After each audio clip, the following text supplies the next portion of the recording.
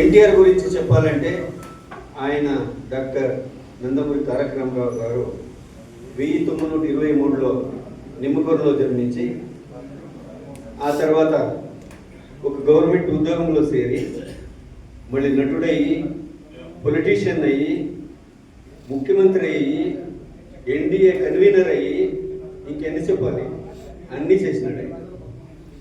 ఆ తర్వాత బాలకృష్ణ వాళ్ళ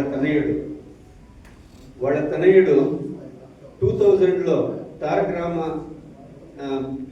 రామ క్యాన్సర్ హాస్పిటల్ హైదరాబాద్లో 2000లో స్టార్ట్ చేసినాడు. ఆయన ఎమ్మెల్యే, హిందూపురం ఎమ్మెల్యే, నటుడు, లెజెండ్. వాళ్ళిద్దరి గురించి మనం ఈరోజు వాళ్ళు ఎందుకు మాట్లాడుతున్నామంటే మన కమ్మ కులానికి మహాన్ వ్యక్తులు. వాళ్ళ గురించి మనం స్మరించుకోవాలి. మన కమ్మ కులం ఉండే వరకును వాళ్ళ గురించి మనం మాట్లాడుకోవాలి. వాళ్ళు చేసిన పనులు మనం స్మరించుకోవాలి. వాళ్ళ గురించి మన పిల్లలకు కానీ మన కమ్మరికి ఎక్కడుందో అక్కడికి అందరికీ వాళ్ళ గురించి చెప్పుకోవాలి. మళ్ళా అక్కడ వచ్చి 2 రూపాయలకి బియ్యం అందరికి ఇచ్చి అందరి ఆకలిని తీర్చిన మహా వ్యక్తి ఆయన. ఎంత మరుగు దలిచిన మరుగును చూడక హృదయహీనమానములైన నీ పరిహాసారమునే నా కర్ణపటములను భగ్నము చేయుచున్నది. అహో చీరావరాజనిత రాగా సుధాకర మనరంజిత సముత్పన్న మహోత్తమ క్షత్రియ పరిపాలక భరత సామ్రాజ్య పూనేలుండనై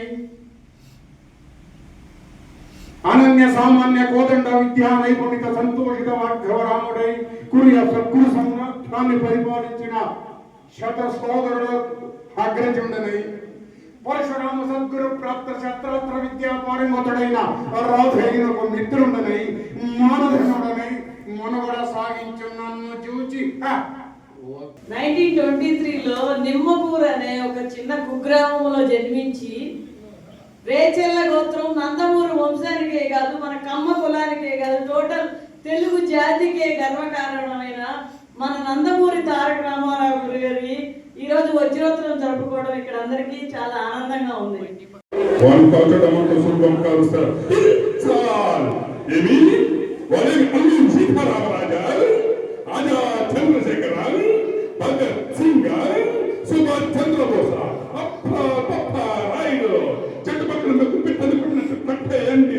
తుపాకీ చేత్తో పట్టుకోండి, వేలు నొక్కండి, గుండె బయటకు వస్తుంది, గుండెల్లోంచి దూచుకుపోతుంది. గిలిగిలా తనకు చేస్తాడు.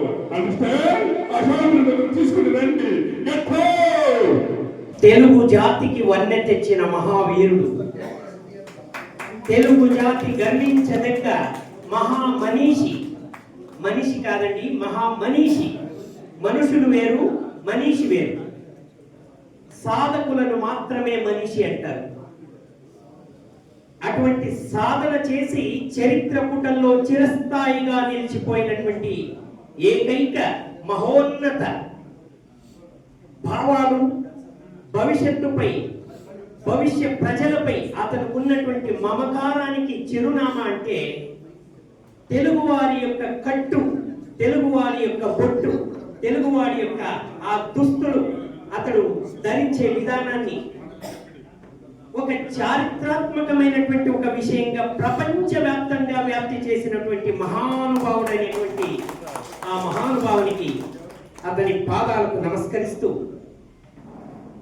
చేయమంటే చేయరండి. దయచేసి నెలకు 15,000 రూపాయలు సంబళము ఇద్దరిని వేసి వాడికి నేను సంబళం ఇస్తాను, వాళ్ళకి బైక్ పెట్రోల్ ఇస్తాను, కంప్యూటర్ క్లాస్ ఇంకొకటి తీస్తాను.